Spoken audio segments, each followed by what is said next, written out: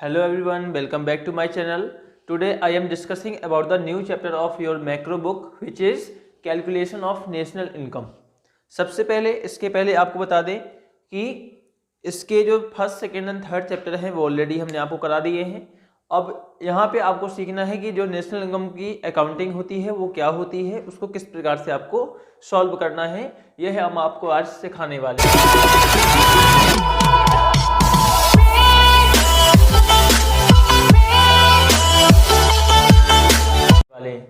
तो सबसे पहले हम जानेंगे कि नेशनल इनकम आप ऑलरेडी डेफिनेशन पढ़ चुके हैं। बहुत इजी सी डेफिनेशन है। National income is the money value of all final goods and services which is earn by the normal residents of a country during the accounting year during the period of time. ठीक है, तो यह आपका क्या था कि एक national income की डेफिनेशन होती है। अब बात आती है मुद्दे पे कि इसको कैलकुलेट कैसे किया जाता है, नेशनल इनकम को कैलकुलेट कैसे किया जाता है। तो हम आपको बता दें, नेशनल इनकम को कैलकुलेट करने के 3 मेथड आपको पढ़ने पड़ेंगे। 3 मेथड बोले, हाँ 3 मेथड पढ़ने पड़ेंगे, जिसको एक का नाम होता है आप वैल्यू एडेड बोल दीजिए या आउटपुट मेथड, या इसी का नाम है एक प्रोडक्ट मेथड भी इसी को बोलते हैं। सेकेंड है आपका इनकम और तीसरा है एक्सपेंडिचर मेथड। बोले सर ठीक है, लेकिन 3 मेथड्स क्यों पढ़ने हैं और 3 मेथड्स पढ़ने हैं तो क्या हम ऐसा कह सकते हैं कि सारे मेथड्स के आंसर एक ही आए? क्योंकि नेशनल इनकम हम भाई अपनी मेरी इनकम कहोगे, आप चाहे 3 लोगों से पूछो चाहे 50 लोगों से पूछो, सेम आनी चाहिए। हमने कहा हाँ भाई बिल्कुल सेम आएगी। बोल सर क्या प्रूफ है कि आप कैसे हो कि सेम आएगी?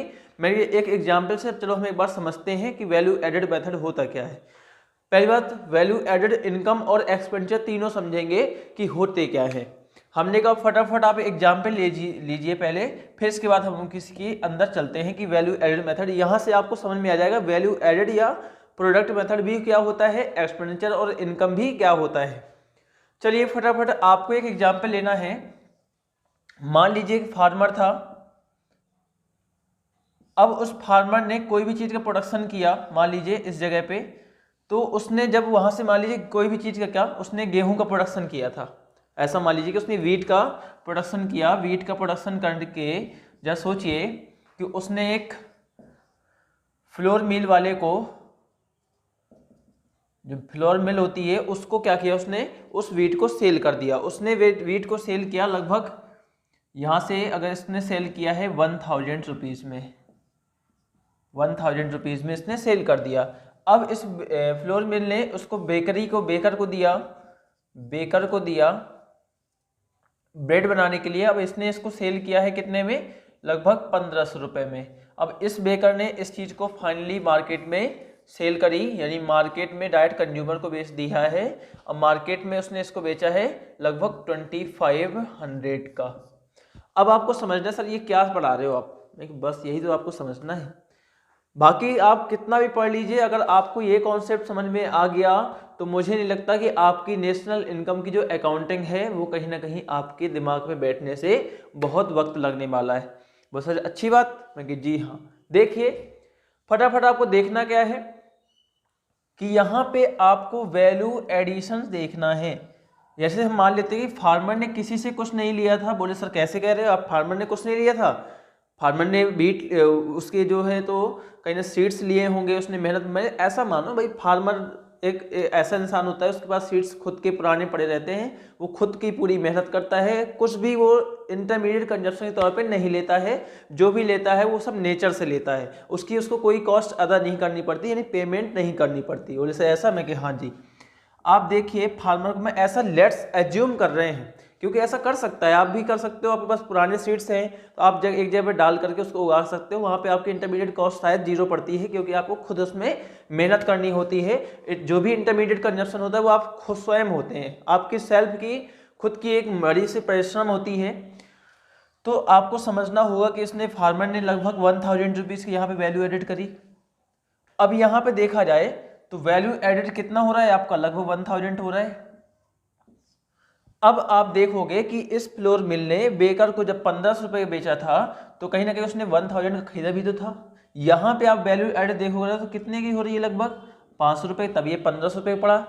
फिर आप देख रहे हो कि बेकर ने जैसे जैसे यानी उस चीज़ को मार्केट में सेल किया है, तो मार्केट में सेल करने पे उसको देखना पड़ रहा है कि यहाँ पे लगभग कितनी चीज़ की, यानी लगभग 1000 रुपये की वैल्यू एडेड और हो रही है। 1000 रुपये वैल्यू एडेड यहाँ हुआ, 500 यहाँ हुआ, 1000 रुपीज़ का वैल्यू एडेड यहाँ पे हो रहा है। अब हम देखेंगे कि क्या नेशनल इनकम यहाँ पे कैसे कैलकुलेट करती है। हमने टोटल वैल्यू एडेड कितनी हुई है, आपने 1000 को प्लस किया, 500 को प्लस किया और इस 1000 को भी प्लस किया, बोले सर 2500। हमने कहा यार इतनी मेहनत कर रहे थे 2500 रुपये, तो तब 2500 आया। हमने कहा इतनी मेहनत करके निकाला है, इससे अच्छा हम लास्ट में ना कह देते। हमने कहा जरा सोचिए कि कह तो देते लेकिन आपको समझ में कैसे आता। अब चलते हैं, ये हो गया आपका वैल्यू एडेड मेथड। इसी को आप प्रोडक्ट मेथड और इसी को आउटपुट मेथड भी बोल सकते हो। लेकिन इसमें इनकम मेथड कहाँ है सर, आपने कहा था तीनों मेथड इसमें समझ में आ जाएंगे। मैं कि हाँ आएंगे भाई, लेकिन आपको थोड़ा सा 5 सेकेंड का टाइम तो दोगे। देखो ये इनकम ही तो है। वो सर किसके लिए इनकम है, मैंने कहा ये किसी ना किसी के लिए इनकम होगी। इकोनॉमी में जितने भी सेक्टर होते हैं ये किसी ना किसी के लिए इकोनॉमी में किसी ना किसी को इनकम बन करके पहुंचेगी। वैसे ऐसा मैं कि हाँ देख लो 2500 रुपये आप एज अ इनकम देख रहे हो, यानी फाइनली कंजप्शन में जितना आपने खर्च किया, यानी हम सब हाउस होल्ड जो भी कंज्यूमर होता है वो जितना भी खर्च करता है वो किसी ना किसी व्यक्ति के लिए इनकम बन करके पहुंचती है। भाई देखो जरा 2500 रुपये आपने खर्च किए ना, 2500 में 1000 रुपये बेकर को मिल गया, 500 रुपये फ्लोर मिल को मिल गया, 1000 रुपये फार्मर को मिल गया। तो इस प्रकार से जो भी हम देख रहे हैं कि जो भी इनकम एक प्रकार से यहाँ पे जो सेलर है उसको जो भी इनकम रिसीव हो रही है लास्ट स्टेज पे, तो वहाँ पे आपका इनकम कितना है 2500 रुपये है। ऐसे देखा जाए तो वैल्यू एडेड कितनी थी आपकी, वो भी 2500 रुपये थी और यहाँ पे इनकम भी आपकी कितनी है 2500 है। अब बोले सर एक्सपेंडिचर, मैं जस्ट सोचो कि कंज्यूमर इसको पूरा परचेज करने में कितना एक्सपेंडिचर करेंगे, कितना खर्च करेंगे। मैंने कहा जितना सेलर की इनकम होगी ना उतना ही हम खर्च करेंगे। यानी कभी ऐसा नहीं हो सकता कि मैं एज अ कंज्यूमर किसी को 5 रुपये दूँ उसके पास 10 रुपये पहुँच जाए। मैंने जितना मेरा खर्च होगा एज अ कंज्यूमर, यानी कंजप्शन जो हमारा हाउस होल्ड सेक्टर होता है वह जितना खर्च करेगा सामने वाले को भी उतना ही इनकम होने वाला है। और जब सामने वाले को इनकम होगा, और इनकम का मतलब होता है कि वह आपकी एक प्रकार से इनकम हो गई, और एक्सपेंडिचर का मतलब है जो मैं उसमें खर्च करने जा रहा हूं, तो सारे अमाउंट जो हैं आपके इक्वल आ रहे हैं। यानी जितना मैं खर्च करूंगा उतना ही उसके लिए इनकम बन करके पहुंचने वाला है और वैल्यू एडेड भी आपका उतना ही हो रहा होगा। बट सर इतनी सी बात, मैं कि जी हाँ यही आपके तीनों मेथड थे जिसको आपको समझना है। लेकिन ये तो था एक एग्जाम्पल। अब आपको कैलकुलेशन करने वक्त कुछ फॉर्मूले भी पढ़ाए जाते हैं। अब मैं तुमसे कह दूं कि चलो भाई तुम अपने कंट्री की इनकम कैलकुलेट करो, तो तुम क्या कहोगे कि सर ये क्या बात हो गई, हम कौन से फार्मर, इतने सारे फार्मर हैं। तो बस यहीं पे समस्या आ जाती है कि अगर फार्मर का एग्जाम्पल ले रहे हो तो फार्मर एक नहीं होता, वो बहुत सारे होते हैं, उन सबके पास आपको जाना होता है। इसलिए ये चीज़ें थोड़ी सी आपको टफ लगने लगती है। तो फटाफट पहुंचते हैं हम लोग वैल्यू एडेड मेथड में। आज हम स्टार्ट करने जा रहे हैं। तो आपको वैल्यू एडेड में सीखना क्या है, सबसे पहली बात वैल्यू एडेड में आपको सीखना ये, या कोई लिखने वाली चीज नहीं थी, आपको समझना है कि वैल्यू एडेड मेथड में आपको 2 अप्रोचेस पढ़ने हैं। वैसे 2 अप्रोच मैंने कि जी हाँ आपको 2 अप्रोचेस पढ़ने हैं। एक को आप बोल सकते हो value added approach, value added approaches, और दूसरा होगा फाइनल आउटपुट अप्रोचेस।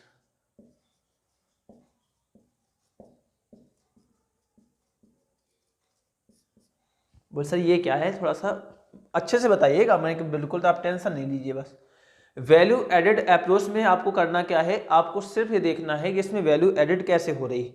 बोल सर अभी हमें कुछ समझ में नहीं आ रहा, आप सही से बताइए। मैंने कहा तुम कुछ नहीं करो, सिर्फ तुम एक चीज निकालो यहाँ से GVAMP, यानी आप जो भी इसमें हमें एक फॉर्मूला बताने जा रहे हैं, मैंने कहा तुम्हें पूरी सेल्स निकालनी है। बोले सर सेल्स जो भी बिक्री होती, मैं हाँ वही बिक्री, यानी आपको सेल्स दे रखा होगा, आप या फिर पूरी इकोनॉमी में जाइए और सेल्स पता लगा के आइए कितनी सेल्स है। बोले सर ठीक है कोई दिक्कत नहीं। फिर मैंने कहा कि जिन लोगों ने सेल्स करी है उन लोगों से ये भी पूछना कि आपने क्या इसको खरीद के लाए थे कि नहीं लाए थे, और ऐसा कोई भी सेलर नहीं होता जो कोई चीज़ को खरीद के नहीं लाता। मैं कहा बिल्कुल, तो उसको माइनस कर देना है। इसको बोलते हैं इंटरमीडिएट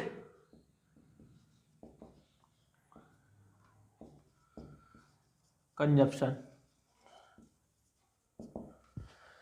बोले सर ऐसा, मैं कि हाँ इतना कर लिया आपने, और दूसरा ये देख लेना है कि क्या उसके कुछ स्टॉक में बचा तो नहीं रह गया कि उसने लाया हो वो उसने बेचा ही ना हो। अगर ऐसा रह गया है इसका मतलब उसको बोलते हैं चेंज इन स्टॉक। तो चेंज इन स्टॉक क्या होता है, मैं चेंज इन स्टॉक निकालने के लिए अभी आपको समझाता हूँ। जैसे सपोज मेरी शॉप थी, अब मेरी शॉप में आपको देखा जाए कि आपको निकालना है कि वैल्यू एडेड कितनी हुई है। आपको वैल्यू एडेड निकालने के लिए पहले मैंने कहा कि मेरे पास 100 रुपए की सेल्स हुई है जिसको मैं 80 रुपए का खरीद करके लाया था।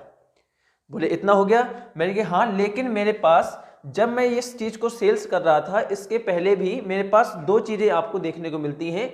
कभी भी स्टॉक जो होता है ना, आप किसी भी दुकान की शॉप करते हो, अगर बेसिक स्टार्टिंग है तो ओपनिंग जीरो हो सकता है, लेकिन जब कोई कंटिन्यू में प्रोसेस में कोई भी दुकान होती है, कोई बिजनेस होता है, तो उसमें ओपनिंग स्टॉक और क्लोजिंग स्टॉक कुछ ना कुछ बचते हैं। बोले सर बिल्कुल बात सही कह रहे हैं। मैं कि इस चीज को भी आपको ध्यान देना होगा कि कहीं आपके पास स्टॉक में कहीं ना कहीं चेंजेस तो नहीं आए। बोले सर ठीक है, ये कैसे निकालेंगे। मैंने कि इसको निकालने के लिए आपको क्लोजिंग स्टॉक में से ओपनिंग को माइनस करना होगा। बोले सर इसको ये आपने लिख दिया, लेकिन इसको याद कैसे करेंगे। मैं याद करने का तरीका आपके पास ये है कि जैसे मान लीजिए मैंने आपसे कहा कि आपकी पॉकेट में, आपकी बैग में, मैंने कहा कि आप जरा ध्यान दीजिए कि सुबह मॉर्निंग जब जगते हो, देखो एक दिन का कोई भी टाइम होता है ना, वो मॉर्निंग को ओपन बोलते हैं और शाम को क्लोजिंग बोलते हैं। बोले सर बिल्कुल सही बात है। हमने कहा आप जरा अपनी सुबह की पॉकेट देखिए, आपकी पॉकेट में मान लेते हैं 5 रुपए थे, और शाम को उसी पॉकेट में देखा, यानी इसको बोल सकते हो ओपनिंग, और वही शाम को आपने अपनी पॉकेट में देखा तो लगभग 50 रुपए थे, ये क्लोजिंग हो गई आपकी। मैं जरा ये बताओ कि तुम्हारी पॉकेट में कुछ चेंज हुआ। बोले हाँ सर हुआ, हमारे सुबह 5 से 50 है तो 45 का चेंज हो गया। मैं बस यही तो समझना है आपको कि अगर आपको उससे कहा जाए कितना चेंज हुआ तो आप क्या करोगे, क्लोजिंग में से किसको माइनस करोगे, ओपनिंग को माइनस करोगे कि नहीं करोगे। जल्दी से बताइए कमेंट में फटाफट, समझ में आ रहा है या नहीं आ रहा। तो आपने देखा कि 50 में से जैसे ही हमने 5 को माइनस किया तो आपको यहाँ पे चेंज इन स्टॉक मिल गया। अब चेंज इन स्टॉक मिल गया यानी मेरे पास कुछ स्टॉक्स भी जो है ना वो एज आ मैंने अनसोल्ड चीजें जो है वो मैंने अभी भी रखी हुई हैं, जिसको हम लोग चेंज इन स्टॉक बोल देते हैं। जैसा कि हमने देखा कि अभी यहाँ पे आपका 45 क्या आ रहा था, चेंज इन स्टॉक आ रहा था, तो आपने यहाँ पे प्लस 45 कर दिया। यहाँ पे जो भी आपका आ रहा है वैल्यू वो आपकी क्या आ रही है, लगभग 65 जो भी आ रहा है, इसको बोल सकते हो कि ये क्या है हमारा, एक तरह से देखा जाए तो वैल्यू एडेड, जिसको हम लोग बोलते हैं gross value added at market price. अब आपने वैल्यू एडेड मेथड से इतना निकाल लिया तो आप समझ लीजिए इसी चीज को हम लोग अपनी एग्रीगेट्स की लैंग्वेज में जीडीपी एमपी का नाम भी दे देते हैं। ये इससे बिल्कुल भी अलग नहीं होता है। आपको जीडीपी एमपी, यही वैल्यू आपकी जीडीपी एमपी, या हम कह दें कि जीवीए एमपी को ही हम जीडीपी एमपी भी कहते हैं, इसका एक अनोदर नाम होता है। अब आपने यहां से क्या निकाला है, आपने यहां से निकाला है जीडीपी एमपी। अब मैं तुमसे कुछ भी कह दूं कि आपको एनएनपीएफसी निकाला है यानी नेशनल इनकम निकालनी है, तो आप जीडीपी एमपी में से जो भी करते हैं, जीडीपी एमपी में से क्या माइनस करेंगे, डेप्रिसिएशन माइनस करेंगे, प्लस एनएफआईए करेंगे, और फिर एमपी सेम है, यानी एनएनपीएफसी होता है नेशनल इनकम, एनएनपीएफसी होता है सॉरी। तो आपको यहां से यानी जीडीपी एमपी आपको अगर मिल जाती है तो आपको कोई भी समस्या नहीं होती। लेकिन कहने की बात सर आपने बता तो दिया, लेकिन क्या हमें डायरेक्ट ये आंसर ये मिलेगा कहाँ से, ये भी तो हमें मिलना चाहिए, तब तो हम इतना आसान तो बहुत जल्दी कर लेंगे, लेकिन ये भी तो मिलना चाहिए। मैंने कहा 1 मिनट शांत, आपको परेशान तो होना ही नहीं है। मैंने कहा आपको सेल्स नहीं मिलता, हमने 2 चीजें मिल सकती हैं सेल्स में। आपसे कह दूं मैं कि मेरे पास 100 मार्कर थे और हर मार्कर की प्राइस 10 रुपए थी, तो आपसे मैं कहूँ सेल्स का अमाउंट कितना हुआ, तो आप क्या करोगे कि जो भी क्वांटिटी होगी और जो भी प्राइस होगा उन दोनों को क्या कर दोगे, इंटू कर दोगे। मेरे पास 100 मार्कर थे और प्राइस थी 10 रुपीज़, यानी मैं कह सकता हूँ कि यहाँ पे मेरी सेल्स कितनी हो गई, 1000 रुपीज़ की हो गई। मैं बिल्कुल सही पकड़ रहे हो, लेकिन ये भी एक आसान सी चीज़ें हैं। ठीक है। लेकिन इस प्रकार से अगर आपको फिर नहीं मिलता कि आपको क्वांटिटी भी नहीं मिल रही, आपको प्राइस भी नहीं मिल रही, मैं जरा सोचो कि मैं तुमसे कहूँ कि तुम्हारी इकोनॉमी में सेल्स कितनी हो सकती है, तो या फिर दूसरा तरीका ये होगा कि आपके सेल्स को इन लोगों ने दो प्रकार से डिफाइन कर रखा होगा। बोले सर कैसे? मैंने कहा कि ये कहेगा कि एक डोमेस्टिक सेल है क्योंकि इकोनॉमी की बात कर रहे हैं ना, तो डोमेस्टिक सेल्स हो सकती है। दूसरा बोल देगा कि एक्सपोर्ट। क्या बोल देगा? एक्सपोर्ट।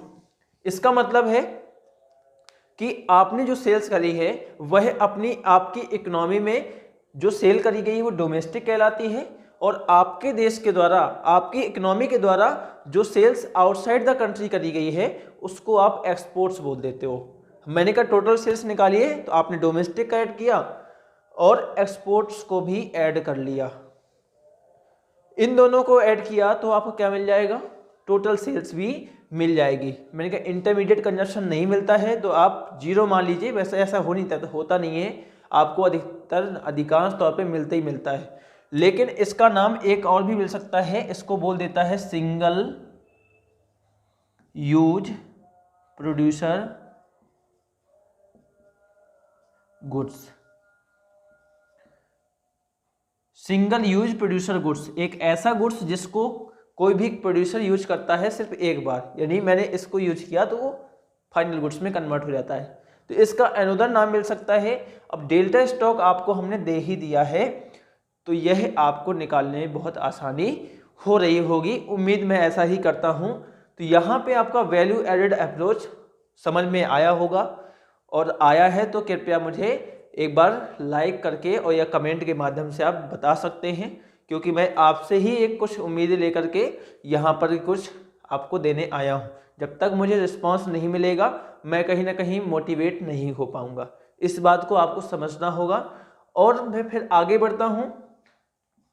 Final output approach. अब फाइनल आउटपुट अप्रोच क्या होता है इसको भी जरा समझ लीजिए। मैंने कहा ये भी इसका एक सगा भाई है, लेकिन ये थोड़ा सा चालाक होता है। ये चालाक कैसे होता है, मैं थोड़ा सा इसको इरेज कर रहा हूं, आप लोग इसको नोट कर लीजिएगा। ये चालाक इसलिए होता है कि ये नहीं बताता कि मैंने खाया कितना है, ये तो बताया है मैंने काम कितना किया है। यानी ये आपको सिर्फ और सिर्फ बताएगा इसकी जो वैल्यू, इसको बोलते हैं GVOMP। अब GVOMP का मतलब होता है ग्रॉस वैल्यू ऑफ आउटपुट।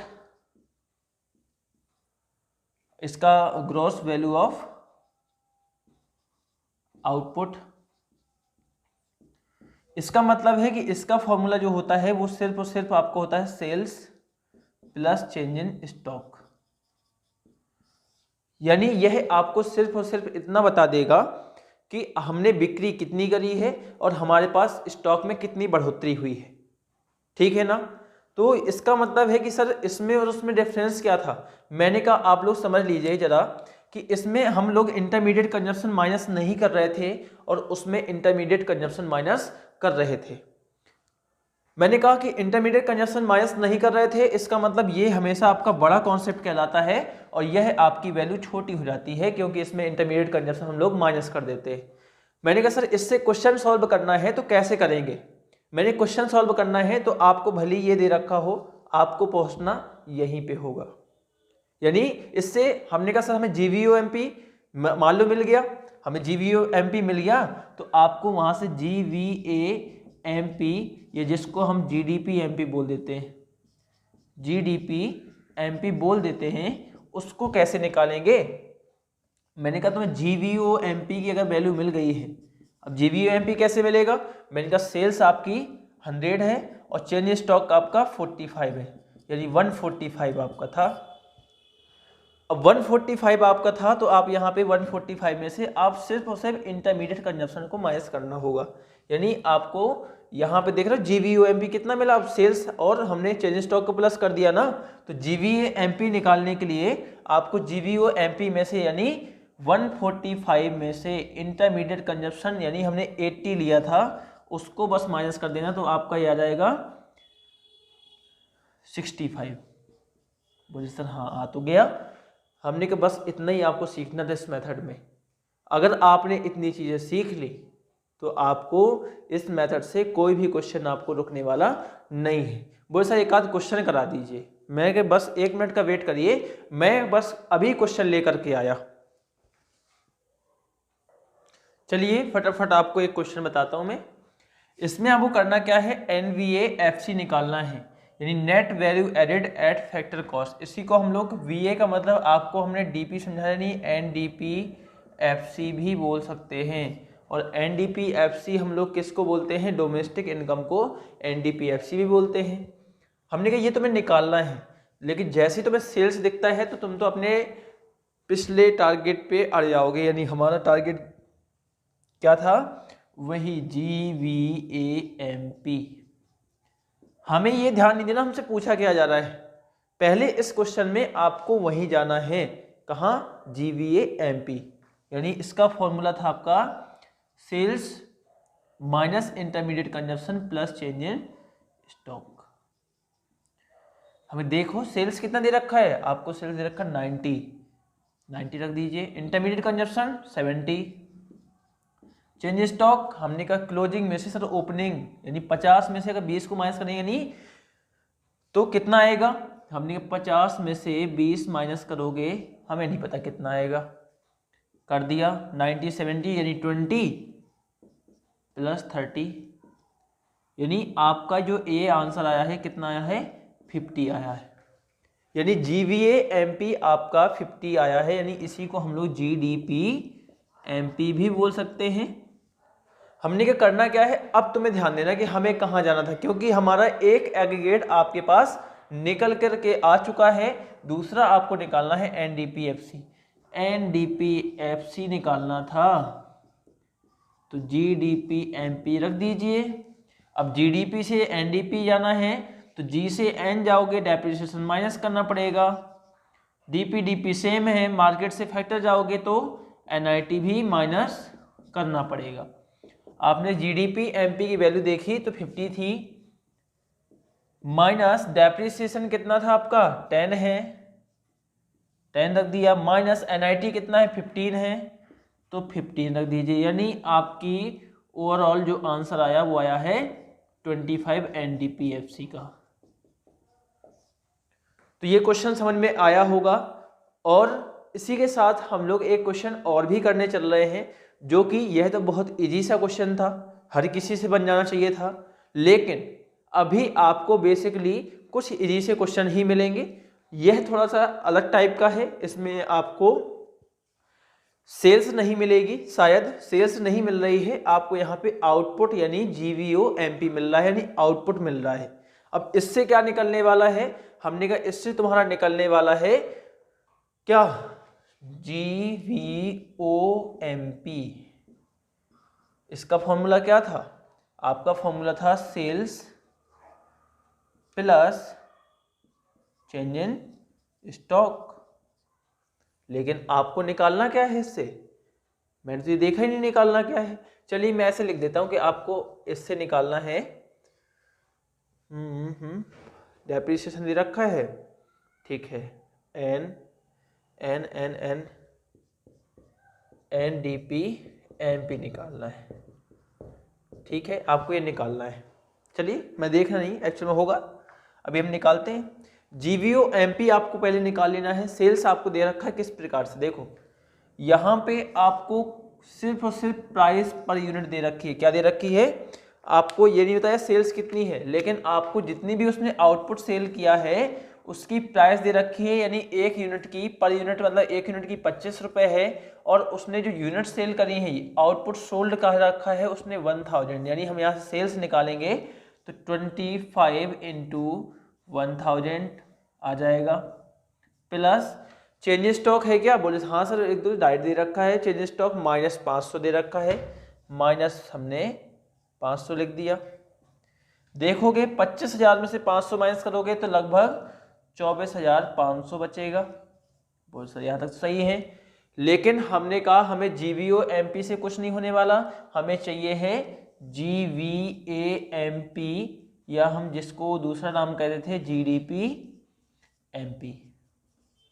हमें से ये कैसे निकलेगा, मैंने कहा GVOMP रखो, GVO MP रखो और इसमें से इंटरमीडिएट कंजप्शन को माइनस कर दीजिए, जो कि आपको हमने ऑलरेडी सिखाया हुआ है। अब जैसे ही आपने इसमें इंटरमीडिएट कंजप्शन माइनस करने की सोची तो वैसे ही आपका आंसर आ गया। 24,500 में से जैसे ही आपने इंटरमीडिएट कंजप्शन दे रखा है, बोले हाँ से दे रखा 7,000, हम माइनस कर दीजिए। ये आपका कितना आया, 24 में से 7 जाएगा तो 17,500 बचेगा। अब 17,500 आपका आया क्या है, आपका आया है GDP MP आई है, लेकिन आपको निकालना था NDP MP। मैंने कहा NDP MC कौन सी खेत की मूली है, NDP MC लो को GDP MP में से माइनस डेप्रिसिएशन ही तो करना है। बाकी देखो एन जी से एन जाओगे तो डेप्रिसिएशन माइनस कर दिया, DP MP MP सेम है। डेप्रिसिएशन कितना था आपका यहाँ पे 1,000 रुपीज, हमने कहा देखो 17,500 में से 1,000 माइनस कर दो, यानी 16,500 आपका आंसर आ जाएगा। तो मैं आज के लिए इतना ही। ये कुछ लास्ट में आपको कुछ क्वेश्चंस दे रहा हूँ, इनको आप सॉल्व करिए और कल मैं मिलता हूँ कुछ वैल्यू एडेड के मोस्ट इंपॉर्टेंट क्वेश्चन के साथ, जो आपको कहीं ना कहीं परेशान भी करते होंगे। और उनको ऐसे नहीं लगाना, बहुत सारे तरीके हो सकते हैं, लेकिन कुछ ट्रिक्स के साथ आप लोगों को सिखाना चाहता हूं। मेरी कुछ इच्छाएं हैं, कुछ मेरे अंदर कुछ एबिलिटी है, मुझे ऐसा लगता है कि मैं आपको कुछ दे सकता हूं, तो पूरी कोशिश करूंगा। और आप लोग बस तैयार रहिए, अपने आप को अप्रिशिएट करिए और साथ में हमें भी। अगर आपको ये वीडियो पसंद आई है तो कृपया लाइक करें और अपने दोस्तों तक शेयर जरूर करें। थैंक यू, आज के लिए इतना ही। Okay, bye bye.